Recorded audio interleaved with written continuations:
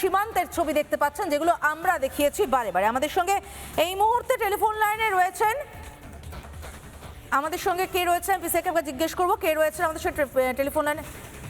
BJP বিধায়ক মালতী রাভা রায় এই মুহূর্তে রয়েছেন। মালতী দেবী, আপনাকে স্বাগত রিপাবলিক বাংলায়। মালতী দেবী, আমরা লাগাতার এখন আমি ছবিগুলো দেখাচ্ছি, স্ক্রিনে দেখতে পাচ্ছেন আপনারা যে একের পর এক সীমান্তে মানুষের সমস্যা তুলে ধরা হয়েছিল।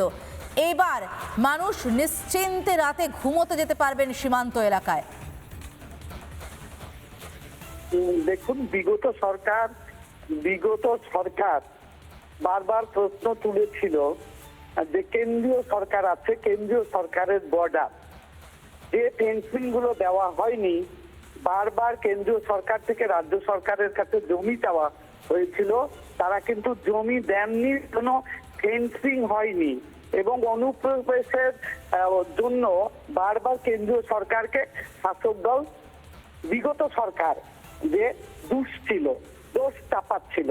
এবার আমাদের রাজ্য সরকার এবং কেন্দ্রীয় সরকার একসঙ্গে মিলে যে বিএসএফ কে জমি দেবে, আজকেই যেটা ক্যাবিনেট মিনিস্ট্রিতে পাস হয়েছে, আমাদের মাননীয় মুখ্যমন্ত্রী শুভেন্দু দা তিনি বলেছেন যে আজকেই বিএসএফ কে যেই জমি দেওয়া হবে এবং সীমান্তে যে ফেন্সিং ছিল না সেই সীমান্তে ফেন্সিং হবে এবং অনুপ্রবেশ রোধ করা হবে।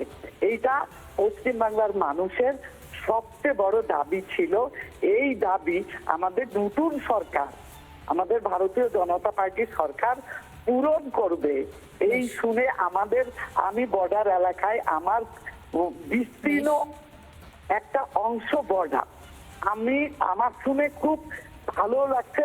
পশ্চিমবঙ্গ বাসী হিসাবে, বর্ডার এলাকার বাসী হিসাবে আমরা খুব গর্বিত মনে করছি। আমাদের কেন্দ্রীয় সরকার এবং রাজ্য সরকার একত্রে মিলে আমরা সীমানায় এখন ফেন্সিং দিয়ে অনুপ্রবেশ রোধ করব।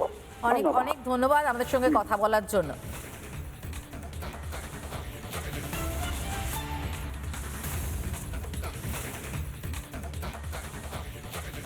নানা ধরনের কন্টেন্ট দেখার জন্য লাইক করুন, শেয়ার করুন আমাদের ফেসবুক পেজ, সাবস্ক্রাইব করুন আমাদের ইউটিউব চ্যানেল।